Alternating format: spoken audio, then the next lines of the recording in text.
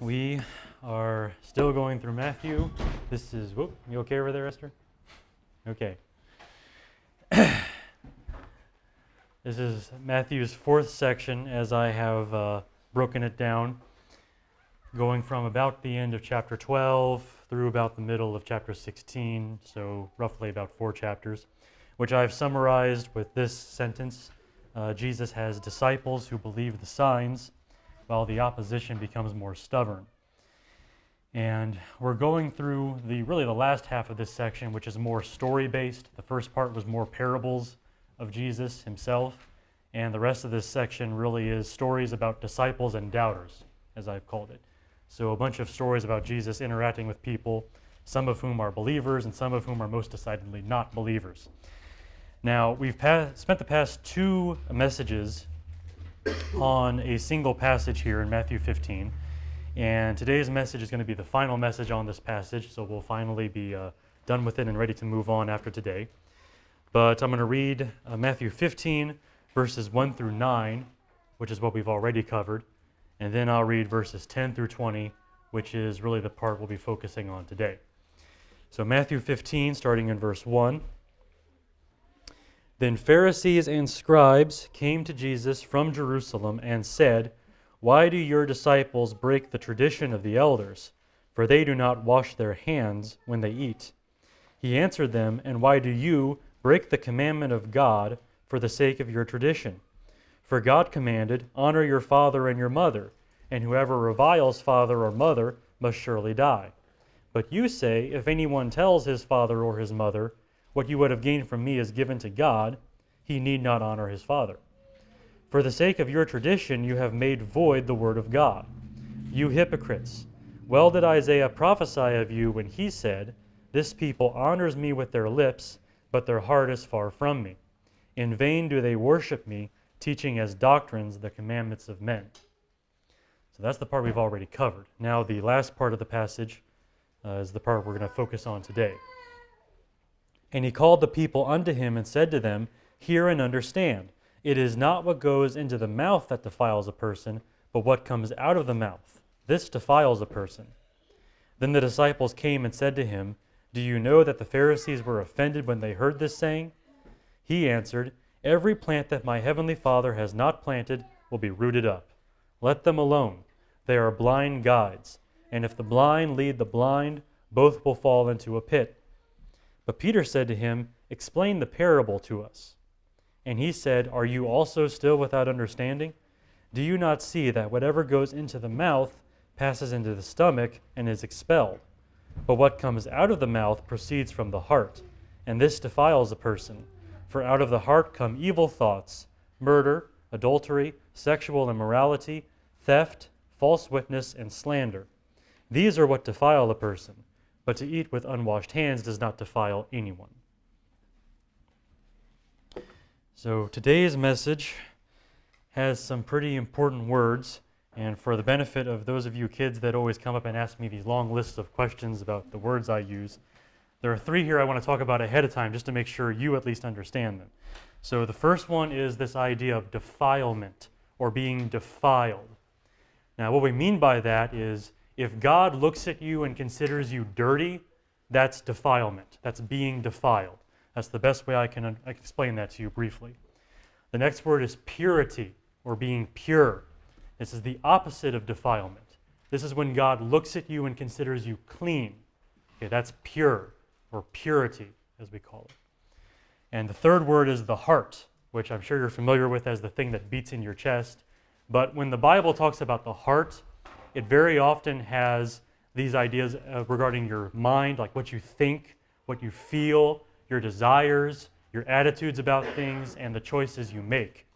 So when I talk about the heart, I mean all that stuff as well, what you think, what you feel, that sort of thing. So those are the important words, which hopefully will maybe minimize the questions afterward. We'll see what happens. But anyway, those are the big words for today. Now, the message today is called True Purity. That's what I've just decided to call it, because I think it summarizes where at least I'm going with what Jesus is saying, and I think it's very tied to the text as well. Now, you could say that today's message is the answer Finally, the answer made by Jesus to the original question of this passage. The original question of this passage was, what about ritual hand washing?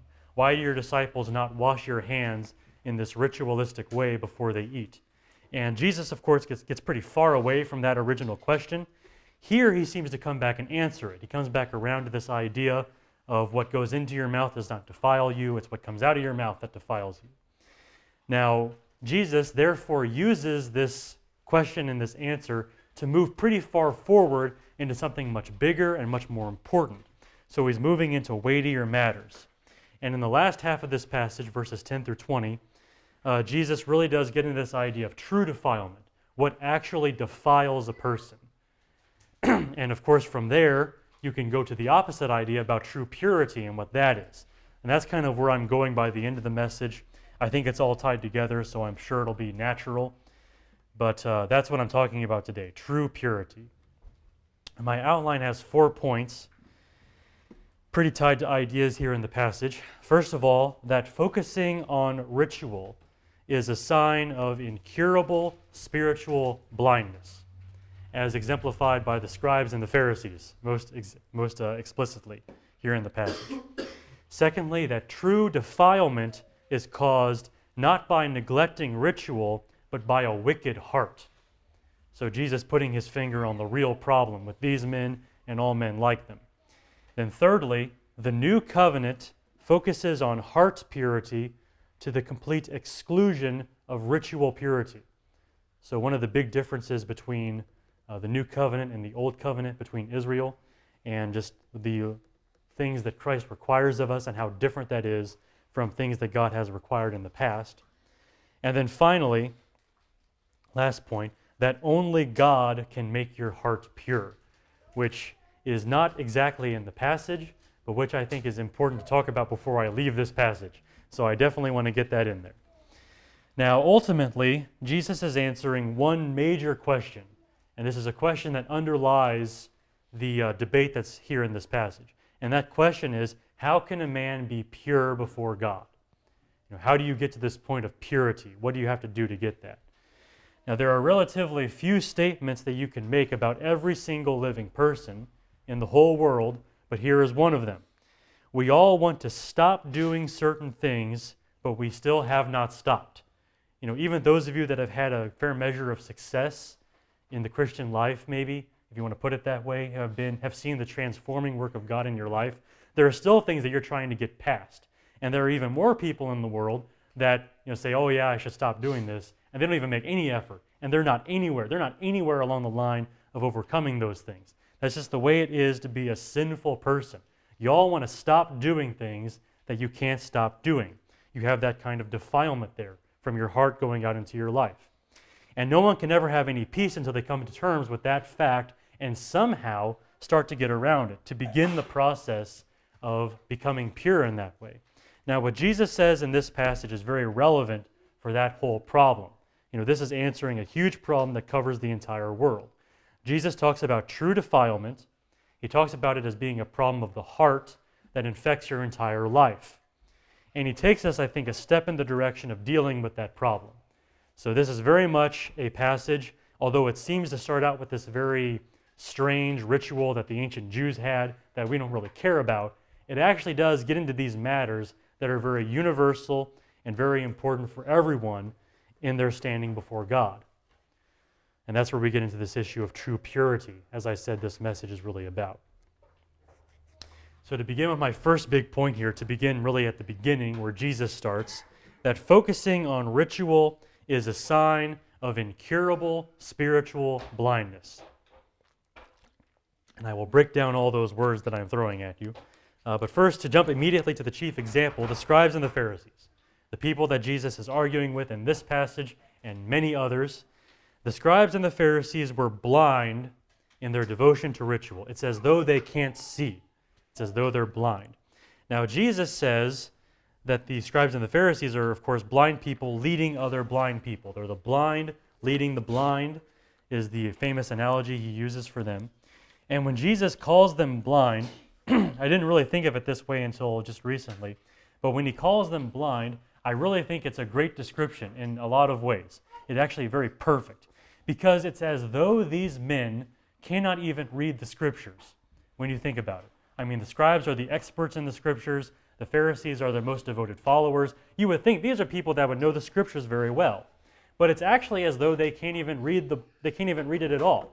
It's actually as though they're blind. Because on the one hand, they completely ignore what the Scriptures do say. You can actually open to a part of the Scriptures and see it written there, honor your father and mother, right? This thing that he busts them on earlier in the passage, that's actually right there in the Bible. And they don't do that. It's as though they can't even read that it's there. Meanwhile, on the other hand, they were devoted to rituals which Scripture never commanded. They do all these things that aren't even in the Bible at all, like this ritual hand-washing stuff. It's nowhere in the law of Moses, anywhere.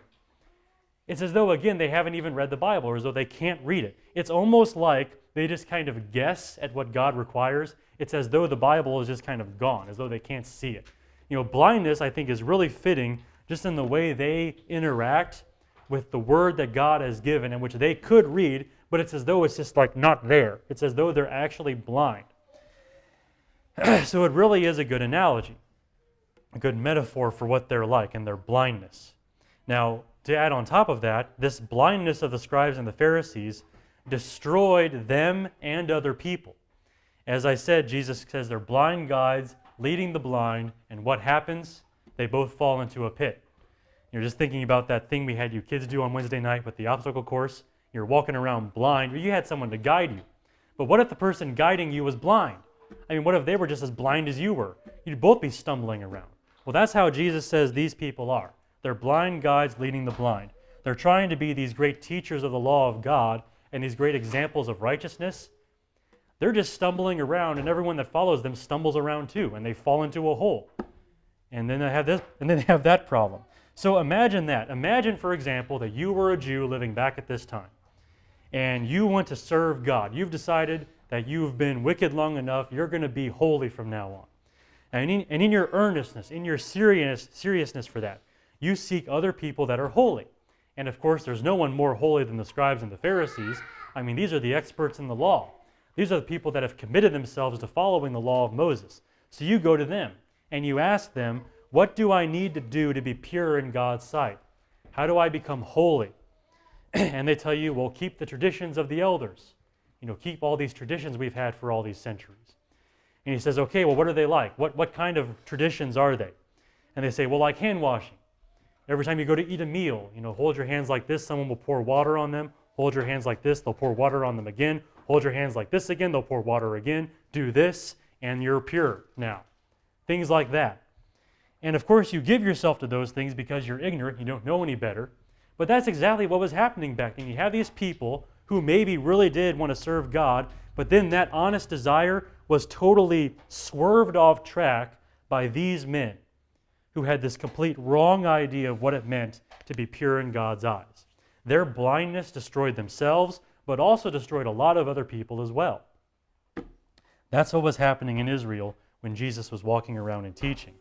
And if you thought that was bad, there's something even worse to say about the scribes and the Pharisees and their blindness.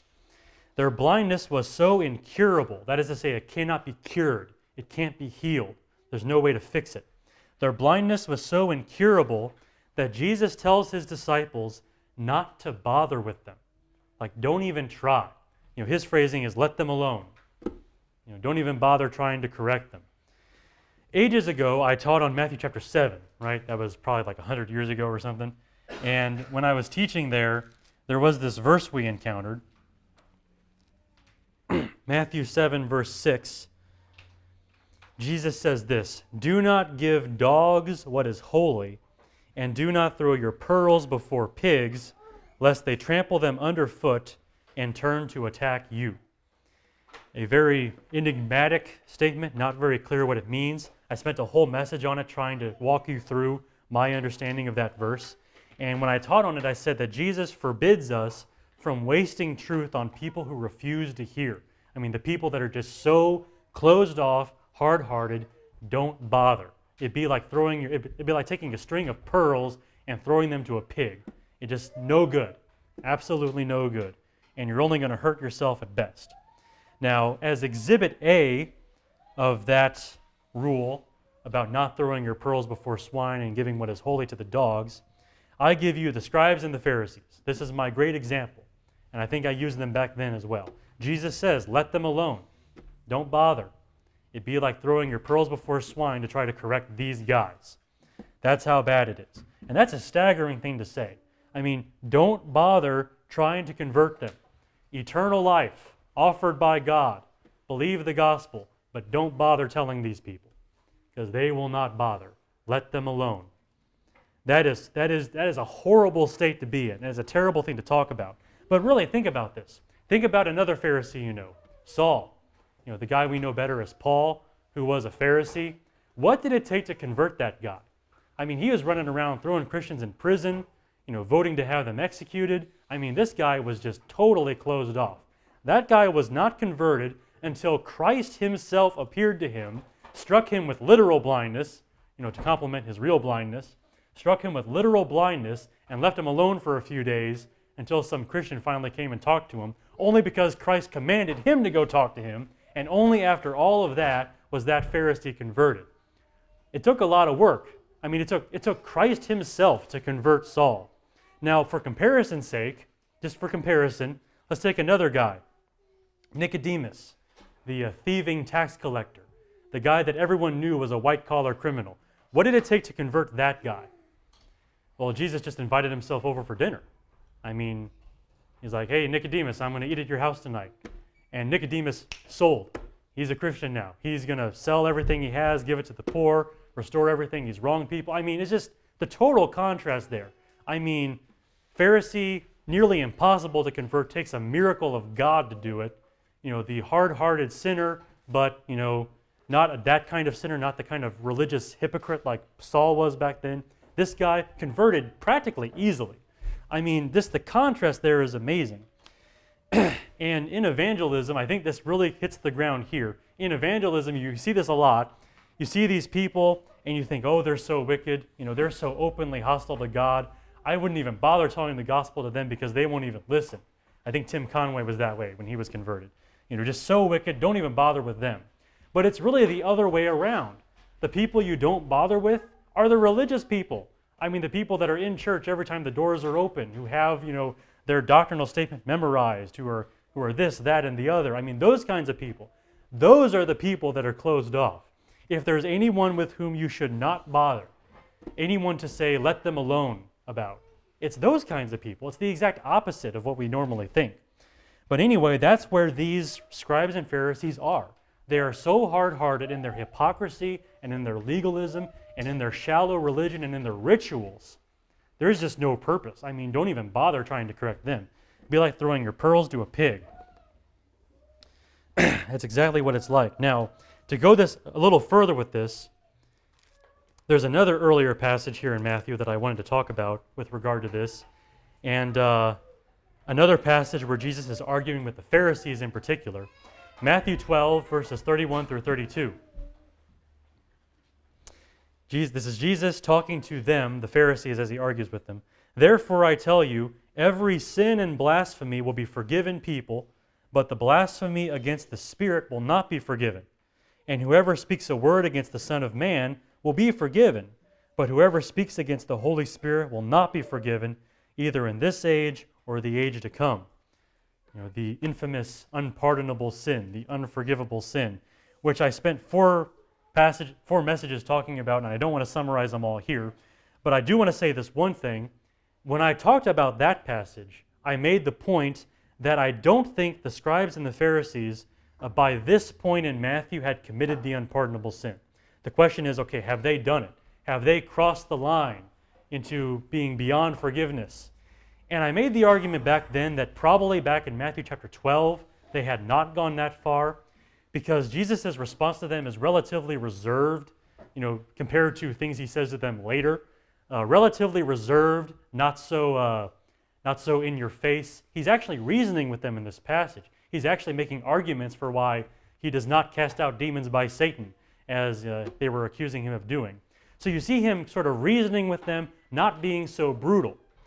But when I get to Matthew 15, and Jesus starts to say things like, let them alone, Don't bother. They're blind guides of the blind. I mean, when you start saying things like that, I'm starting to think that maybe by this point, the scribes and the Pharisees are starting to reach that point where it's just like, don't bother. I mean, don't even try. It sounds like their sin is unpardonable. So I throw that in just as a consideration, a tie back to that passage. You know, maybe at this point they've crossed the line. But in the very least, we have seen one of Matthew's themes go further, and that is the stubbornness of the opposition to Christ. That's one of his themes in this fourth section, that the opposition to Christ becomes more stubborn, more and more hostile as the pages turn. And we certainly start to see that here in this fourth section of Matthew. And here, the opposition to Jesus is so stubborn that Jesus portrays them as blind men, so doomed to destroy themselves and others that you shouldn't even help them. I mean, they're blind. It's over. It's over and done. Give it up. And that's pretty stubborn when you think about that. A person that is now so stubborn that even saying a word to them would be a waste of your time. Like throwing something holy to a dog. Don't even bother. That's pretty bad. And that they got there because of their religious focus on these rituals, this hand washing there, among other things, I'm sure, but that's the problem Jesus is dealing with now. That's what got them to this incurable spiritual blindness. Now, the worst part of all of that is that this problem is not limited to the scribes and the Pharisees.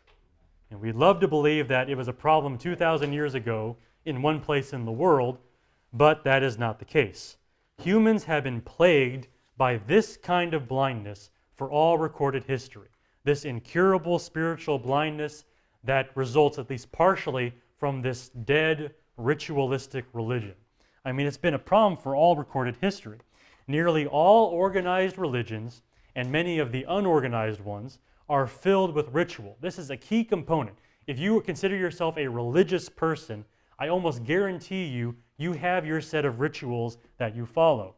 Back in the Old Testament, we see the prophets of Baal, that false god that Israel sometimes worshipped wrongly. And what are they doing, these prophets of Baal? They're cutting themselves to get Baal to notice them and hear their prayers. Well, that's their ritual, a very painful one.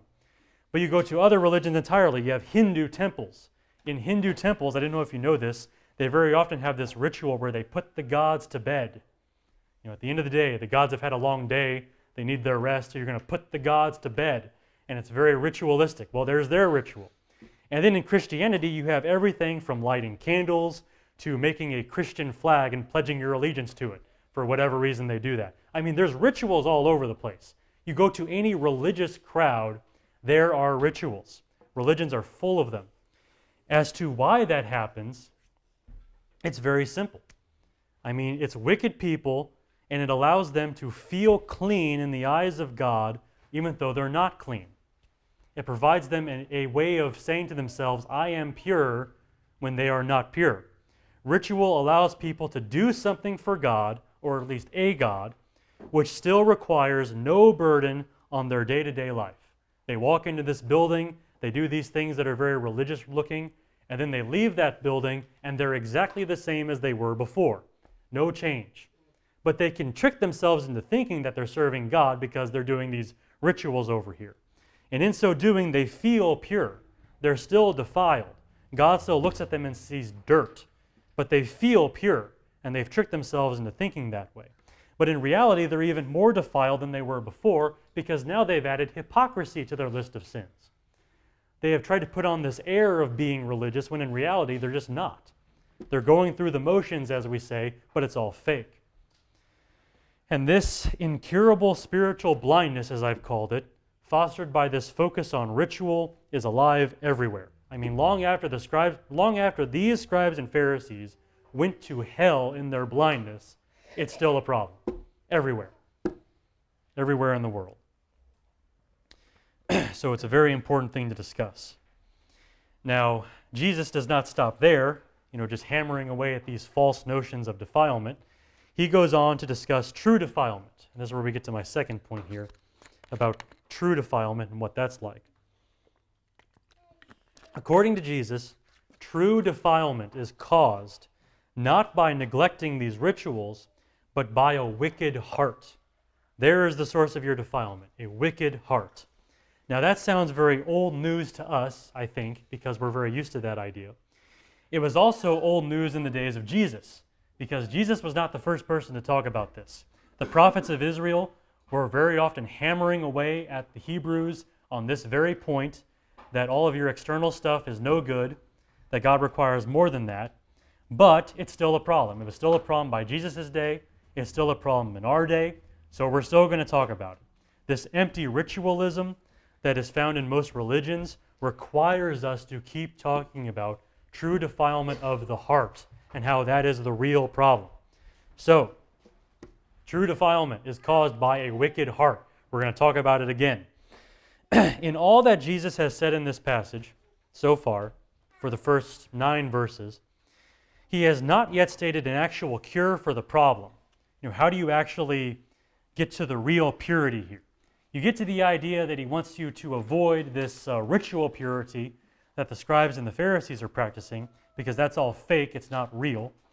But what should replace that? I mean, what is to fill this gap that is going to be left when you throw all these rituals out of your life? What's going to happen? It's no small question. Think again as though you were back in the time of Jesus. You've heard all of your life that the scribes and the Pharisees are the most holy people in your nation, and that if you want to be holy too, you better follow them. And that's your mindset. That's the way you think about it. And now, I mean, you look at them and their way of purity is all, do not touch, do not handle, do not taste, all of these very external things. But now, you hear Jesus say that all that stuff is no good and that it's actually part of the problem. And let's say you're compelled to believe that. Let's say you actually see the point that he's making there. Okay, so you're on board so far, but now, what takes the place of those things? I mean, this has been your whole way of viewing purity for your entire life, and now it's gone. So what replaces that? I mean, how do you now think about purity and defilement? If it's not a matter of ritual, what is it? Well, according to Jesus, true defilement does not come from neglecting those rituals, but from your own wicked heart. He says this, let's just read 2 portions of this. The first one is the parable he gives. The second one is his explanation. Verses 10 through 11. Hear and understand, it is not what goes into the mouth that defiles a person, but what comes out of the mouth. This defiles a person. And then Peter asks for explanation, and he gives one. He says, do you not see that whatever goes into the mouth passes into the stomach and is expelled? But what comes out of the mouth proceeds from the heart, and this defiles a person. For out of the heart come evil thoughts, murder, adultery, sexual immorality, theft, false witness, and slander. These are what defile a person. But to eat with unwashed hands does not defile anyone. So you can eat whatever you want. It will not make you more or less pure in the eyes of God. There's no special food nor special way of eating that food that's going to make you pure or defiled. It doesn't matter. You can also touch whatever you want. There is nothing that you can touch to make you holy, nothing that you're going to touch that's going to make you unclean in the eyes of God. Doesn't work that day. It doesn't work that way. It doesn't matter. Has no bearing whatsoever on your purity or on your defilement. Purity and defilement totally depend on what your heart produces. It's totally a matter of your heart. And the first thing to notice about what Jesus says about your heart is that it overflows with evil. The way he describes it here, there's just this gush of sin coming out of your heart. He lists 7 sins in this passage, actually. And he says they all arise from your heart. He goes through the list of those things. Jesus does not answer the question whether there's anything good in your heart or anything good coming out of your heart. He doesn't even go there. He just leaves you with this image of a heart that is always pouring forth evil. And that is the thing that defiles you. And the next thing to notice about your sin is that it comes from your heart. I mean, it actually is your heart we're talking about here. We love, and I think Jesus knew this, we love to blame other people for the evil things we do. It's like, oh, I wouldn't have done that if so-and-so hadn't done that to me. Or he shouldn't have said that. I wouldn't have lost my cool if he didn't say that. We love to blame other people. Jesus says, no, no, no, no. That's not how it works. Your sin comes from your heart. Your heart is the one pouring forth the evil here. No one can make you sin. It doesn't work that way. The sin's coming out of your heart. And when you put it that way, you can see why God sees you as a defiled person if your heart makes you that way. I mean, there is defilement right there. You have a heart pouring forth all this evil. Of course you're going to be defiled by those things. This truth is so plain that only a religious person could miss it, which of course is what the scribes and the Pharisees were doing. But that's the way it is. I mean, you totally miss those things when you get dedicated to these ritualistic, religious type things. But on that note, this sort of thing that Jesus is saying, this truth about your heart being the thing that defiles you, this is the answer to the hypocrisy and the legalism of that kind of false religion. Jesus has raised that issue earlier in the passage. He gives this quotation from Isaiah. "This people honors me with their lips, but their heart is far from me. In vain do they worship me, teaching his doctrines the commandments of men." So on that basis, he calls them hypocrites. I mean, this is the problem here. One of Israel's great problems was that their heart was not truly governed by the fear of God. You know, their fear of God is a matter of what they say, but it's not a matter of what their heart is. Their heart is far from God. It just looks like they fear God. They don't really fear God. They're just creating this impression that they do. And they're giving lip service to God as though they fear him, but they don't. And then in that problem, you have this further problem with these wise-sounding men coming in and giving you all these invented rules to follow, saying, oh, this is how you serve God, the God that you don't really fear, the God whose heart, your heart is far away from him. This is how you serve God. And then they fall into those things, and by the end of it, they're hypocrites and legalists, and that's all they have. And that's the problem that was thriving in Israel for a long time, for centuries. And how do you deal with that problem? What is the answer to that problem? Well, let's ask this question. Why is that person's heart far from God? It all seems to start there. Isaiah says, they worship me with their lips, but their heart is far from me. That seems to be the first problem. So why is that true? Why is a person's heart far away from God? Well, it's because his heart is wicked. I mean, you have this heart pouring forth sin like Jesus describes. Why would he want to be with God? Why would he want to serve God? I mean, God's the enemy at that point. So yeah, let's create the impression that I'm serving God. You know, let's say all the right things and do all the right things, but my heart's going to be far away from God. That's the real situation there. So the answer here to this problem of hypocrisy and legalism is to realize that that is the issue. The reason you go through all these empty rituals and all this legalism stuff, the reason you're doing that is because your heart is corrupt. Your heart is defiled. It's exactly the way Christ describes it here. Look to the real problem, the lack of purity in your own heart. The truth is so fundamental. This is an interesting point. Moving on a little further here. That truth is so fundamental and so critical and so precious that Jesus discussed it only with his disciples. Now, I want to read this passage again, and I want you to pay attention and ask yourself this question. What audience gets to hear what Jesus says here? I mean, who gets to hear these things that he's saying? So let's start over here. Verse 10. And he called the people to him and said to them, hear and understand. It is not what goes into the mouth that defiles a person, but what comes out of the mouth. This defiles a person. Okay, we'll stop there for a moment.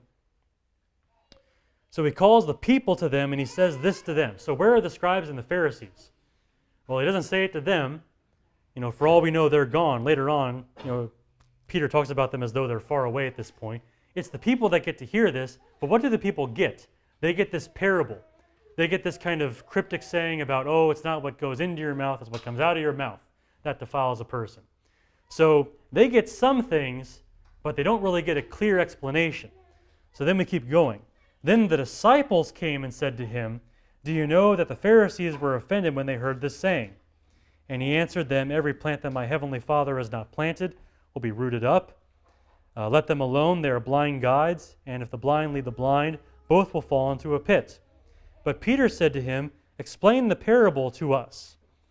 And he said, are you also still without understanding? And then he explains the parable to them. So who gets that second part of it? The disciples. Just the disciples. So Jesus, you know, he gives this rebuke to the scribes and the Pharisees. Then they're out of the picture. And then he tells the people this parable about what goes into your mouth is what defiles you. But they don't get any explanation. And then, by the time Jesus starts explaining himself, It's just the disciples. That's amazing. The only group that gets clear teaching on this true defilement and its causes is the disciples. Why does Jesus do that? I mean, if this is such a huge problem, I mean, if this is something that is plaguing everyone in Israel to some degree or another, or at least most people in Israel, if it's that big of a problem, why not speak plainly to everyone else? Why not broadcast these things openly? Do not throw your pearls before swine, and do not give what is holy to dogs, lest they trample them under their feet and turn and tear you to pieces. That's why. That's why Jesus didn't tell this to any other people. That's why he went to the people that he knew would listen to him. The one group of people actually asking the question, what does this parable mean? The crowd hears it and they're like, and they go home. The disciples hear it and they're like, wait, explain that. I need to know what that means. Jesus will explain it to them, but not anyone else. A person who truly wants this purity will hear that truth and they will obey it. Everyone else will become your enemy. They'll be like those wild dogs you're trying to feed with those holy things, and they just turn and attack you. And that is why this truth is shared only with a few, only with those that actually have ears to hear it and a heart to listen to it. But in spite of that small audience, it's still fundamental. It's still a huge thing that you have to get across in your mind and not forget. That true defilement is caused not by a neglect of ritual, but by a wicked heart. It's very important to make sure that truth stays lodged in your mind. Now, in fact, Jesus is so emphatic on this point about true defilement being a matter of the heart. Jesus is so emphatic on this point that the new covenant that Jesus founded focuses on heart purity to the complete exclusion of ritual purity. When Jesus showed up, this whole idea of purity became a very different thing in the new covenant. Now, if that doesn't sound so strange to you, then you've probably not been reading the Bible carefully enough, or at least not the Old Testament. Let me put it that way. You've not been reading the Old Testament carefully enough. You see, I'm bashing the scribes and the Pharisees here. It's like, oh, their idea of purity is all ritual. It's all a matter of ceremony. How terrible that is. But don't forget, they did not invent that idea. The scribes and the Pharisees did not invent the idea of ritual purity, at least not in Israel. That honor goes to God Himself. God Himself is the one who invented the idea of ritual purity. You see, God gave a law to Israel through a guy named Moses, long before Jesus was around. And according to that law, so many things can defile you in a very external way. Things that you eat, things that you touch. I mean, those things defile you. They make you unclean. And it's not just sin. It's not just matters of actual wickedness, wrongs done to other people or to God Himself. It's totally a matter of eating the wrong kind of meat, touching the wrong thing at the wrong time. I mean, that's the kind of thing that's going on in the law of Moses. Sometimes getting a disease, something that you probably couldn't even help. You could not even have prevented that. Getting that disease makes you unclean. It defiles you. In Leviticus 11, Moses is giving a lot of rules, specifically at this point, about certain animals that if you touch them or eat them, they'll make you unclean, they'll defile you. He ends with saying this, Leviticus 11, verse 46 through 47. This is the law about beast and bird and every living creature that moves through the waters and every creature that swarms on the ground, to make a distinction between the unclean and the clean, and between the living creature that may be eaten and the living creature that may not be eaten. And there's a whole chapter dedicated to that idea alone. And there are many other chapters dedicated to many similar ideas in the law of Moses. Any Jew living in the time of Jesus knew that serving God was partially a matter of ritual purity. It was in the law of Moses that God Himself gave to Israel while Mount Sinai burned. I mean, every Jew knew that. I mean, Judaism 101. I mean, the first thing you learn when you go into the synagogue, don't touch this, don't eat that. Why? Because this is how we serve God. Thus saith the Lord. It's in the Bible. And then came Jesus. And Jesus came and upset everything. The implications of Matthew 15 are far-reaching. Jesus says that nothing entering your mouth can defile you. Nothing. Nothing at all. But in the law of Moses, which God himself gave to Israel, practically anything entering your mouth can defile you. Even things that are normally clean can be unclean on occasion, especially if they're dead and you touch the carcass. I mean, there's all kinds of rules about that. There are a lot of ways that something entering your mouth can defile you according to the law of Moses. And then Jesus says, no. That's pretty much what he says. And I know there's more to it than this, but this is just how it seems to me, okay? As you're reading the passage, this is how it seems. It seems like Jesus is so fed up with the scribes and the Pharisees and people who follow them, who get so caught up on this ritual purity that he says, okay, we're just stopping all that. We're taking the rule book, we're throwing it in the trash, we're starting over. You can't handle these ideas. You just use them to your own hurt. We're starting over. It's all different now. It's all different from this point on. Which is this is how it seems, at least in the passage. And it's even more amazing because of how Jesus just rebuked the scribes and the Pharisees. What did he just say to them in verses 1 through 9? The accusation he made against them was, you're using your traditions to disregard the law of God. You know, instead of doing what God actually commanded through the law of Moses, you're doing something else instead. And that's his rebuke to them. And then what does Jesus do? Jesus does the same exact thing in greater measure. He says this whole concept you have of ritual purity, it's gone. The Word of God, through Moses, made void by Jesus. The difference, of course, being that Jesus is Lord, and that trumps the lawgiver Moses. Now, it's all very strange. You could do a whole series of messages on this one idea, but this is the fact of it. I mean, from this point on, in the new covenant that Jesus is bringing, things are different in this regard. In the old covenant, you had this ritual purity, and it was a very big deal. In the new covenant, not so. It's all gone. Heart purity is what matters. Ritual purity does not matter. Now, before you get uncomfortable with that, if you're not already, here's another fact that I find very helpful when thinking about this issue. The writer of the old law supports the new law, which is to say that Moses supports Jesus. The guy who is really enforcing these rules about don't touch this, don't eat that, he actually supports what Jesus says here. Now I'm going to go back here to a passage from Genesis. And since Chad is not yet there in chapter 9, I'm going to feel the liberty to speak on this a little. So, book of Genesis, written down by Moses, along with the law of God, which is very relevant for this thing Jesus is saying in Matthew 15. This passage is at the very end of the account of the flood in Noah's day. And at the end of that flood, God is talking to Noah and telling him certain things and commanding him certain things. And here's one of them. Genesis chapter 9, verse 3, as recorded by Moses. Every moving thing that lives shall be food for you. And as I gave you the green plants, I give you everything. Keyword, everything.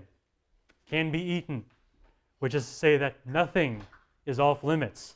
Nothing can defile you in the eyes of God. That's what God tells Noah after the flood is over. You see, the amazing thing is not that Jesus overturned so much of what Moses wrote. He did do that, but that's not the amazing thing.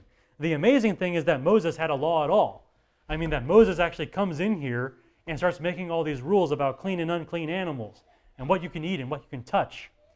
You can almost hear Moses talking with God saying, now wait a minute, God, I thought you told Noah that he could eat anything that moves and that we could have everything, just like the green plants. And it's like, so God, what are you doing here? And God's just like, Moses, just do this and it'll become clear in like 2,000 years.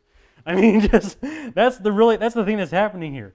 When Jesus replaces the law of Moses with his own teachings, it's not the destruction of what God commanded, it's a return to what God commanded originally at the beginning.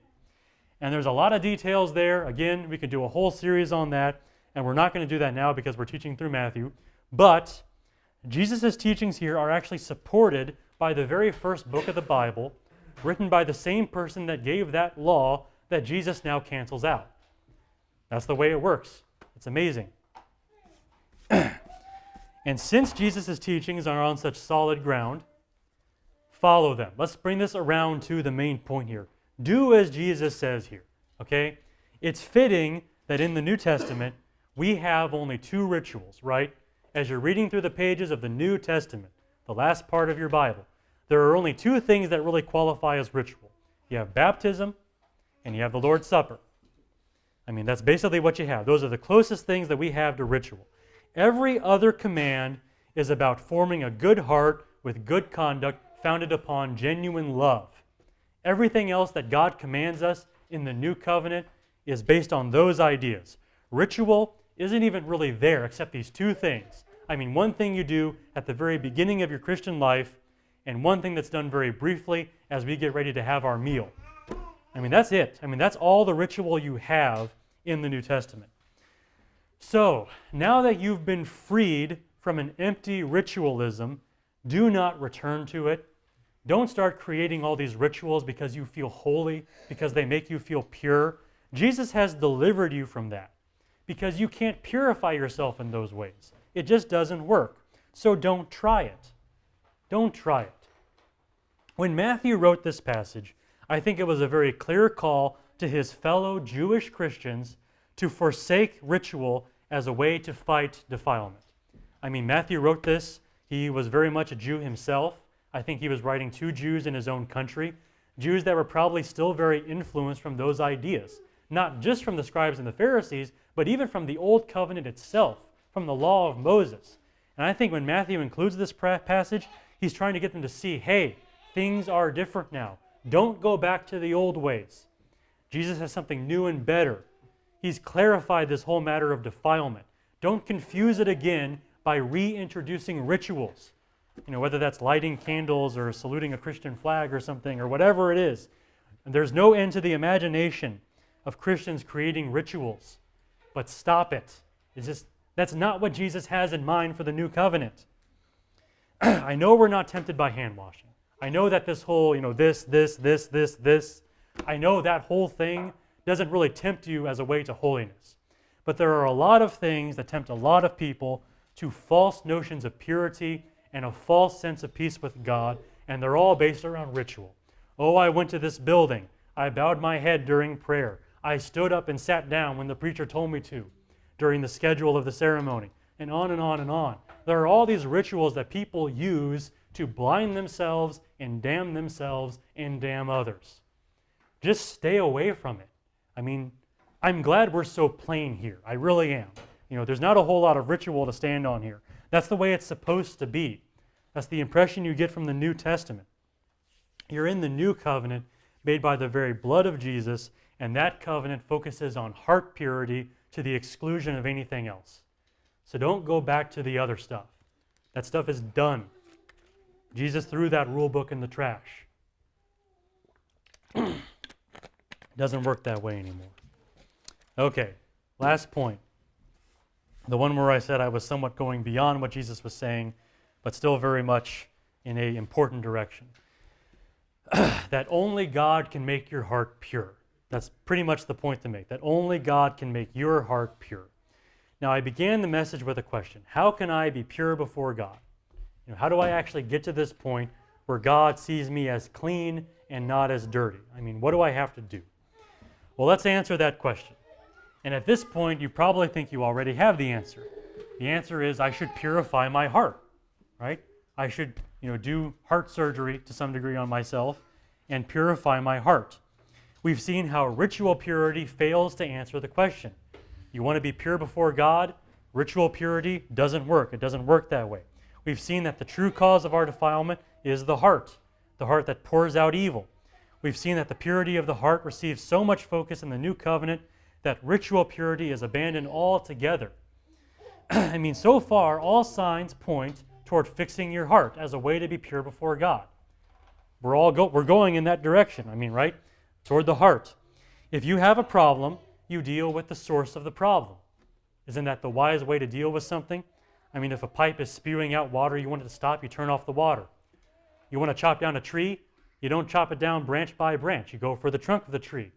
You don't go for the symptoms, you go for the source of the problem.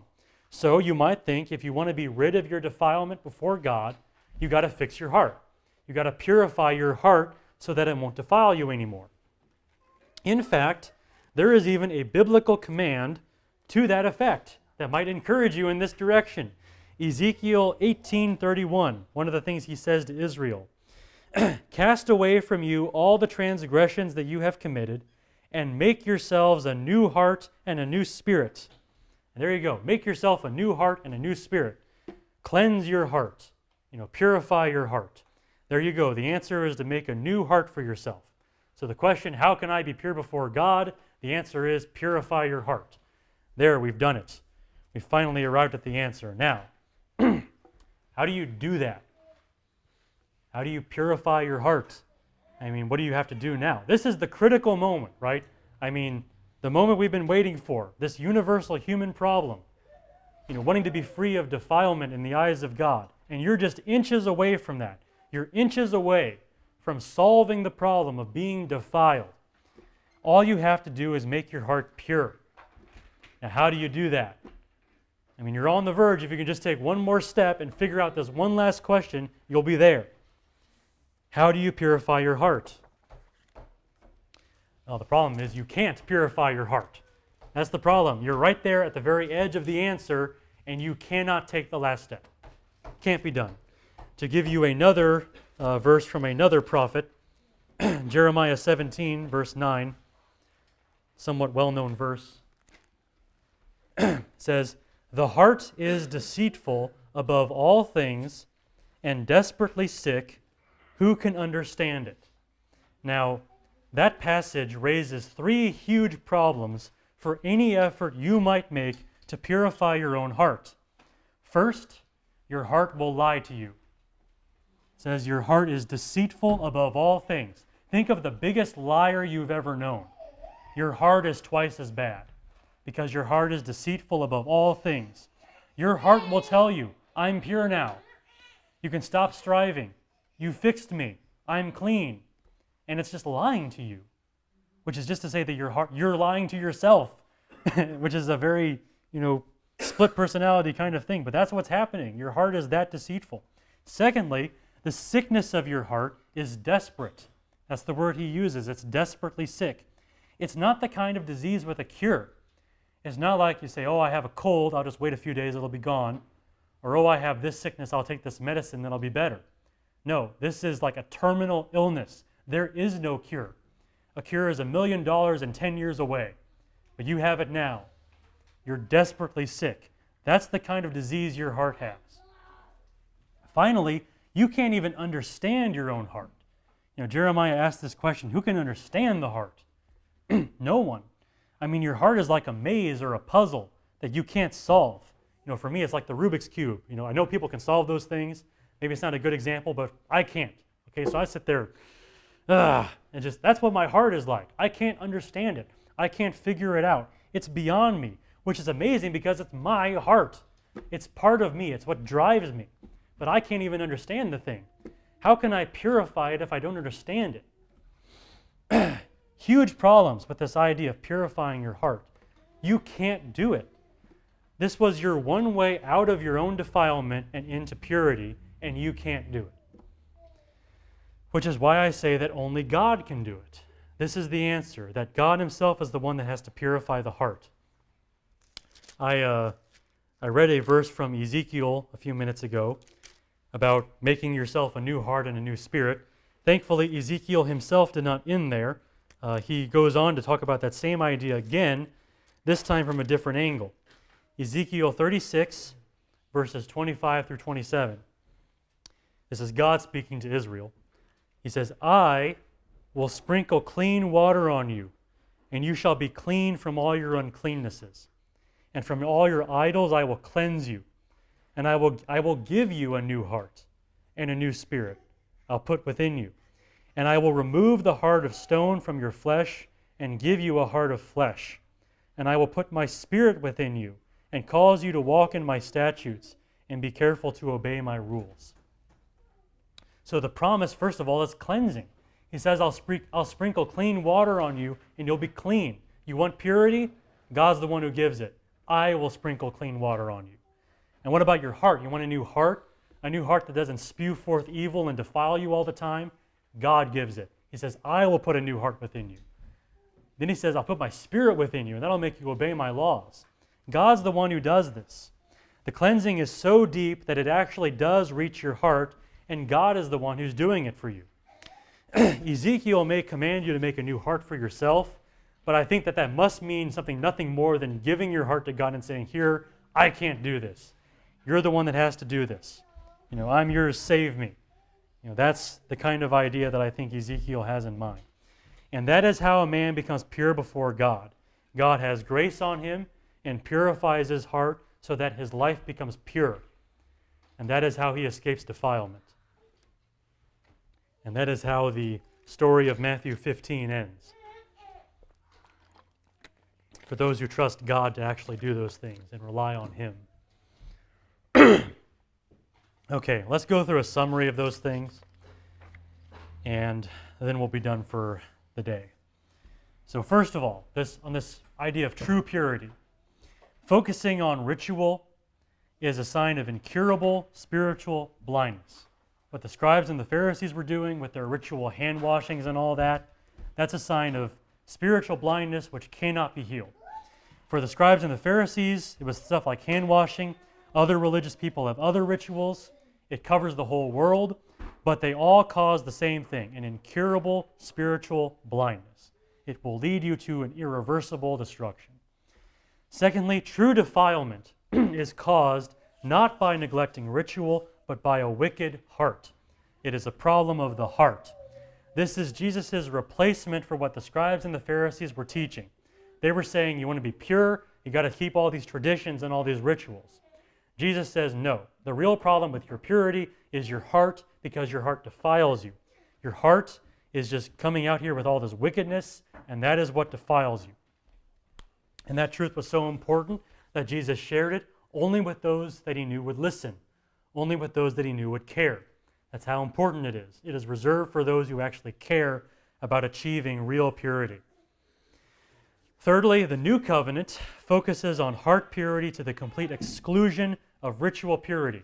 Once you cross from the old covenant into the new covenant, the whole concept of purity becomes very different. Jesus, in saying what he said, undermined a lot of the law of Moses. The law of Moses has a lot of these rules for purity that are very ritualistic, very ceremonial, about what animals you can touch and what animals you can eat. Well, we have a clue from the book of Genesis, however, also written by Moses, that that's not God's real plan and not what God really wants. Yeah, he did this stuff with Moses for a while. That was sort of an intervening stage. By the time you get to Jesus, you get back to the real thing. And that is, nothing out here can defile you. It's all a matter of the heart. And so the new covenant focuses on that. And as a Christian, you should beware of being pulled back into ritualism, because true purity is heart purity. And finally, the biggest point here, that only God can make your heart pure. He's the only one that can do it. The true answer to your defilement is not for you to purify your heart, because you can't do that. It's for God to purify your heart. And as an encouragement for those of us to seek God on this matter and to seek this purity of heart, I just wanted to read one last thing from Matthew. Earlier in Matthew chapter 5, verse 8, just one verse. Blessed are the pure in heart, for they shall see God. I mean, it's not an abstract thing. It's not a silly religious thing. It's a blessing. I mean, to get to this point where God has purified your heart and is purifying your heart. There's a blessing on that from God himself. And the blessing is to actually be able to see God. I mean, we were talking about holy, holy, holy when we sang this morning. And, I mean, though the eye of sinful man your glory may not see. I mean, you can't see God. Well, those who go through this, they get to see God. I mean, there is a day coming where all this stuff that I've been talking about, not to use a crass term, but it pays off. I mean, you get to do what most people in the history of the world would never be able to do. I mean, the very thought of seeing God would be terrifying because you're wicked. But when God cleanses you in this way and purifies your heart and brings you to that point ultimately, you see God. There's a blessing on this. Okay. Are there questions or comments on this topic before we start getting ready for the meal?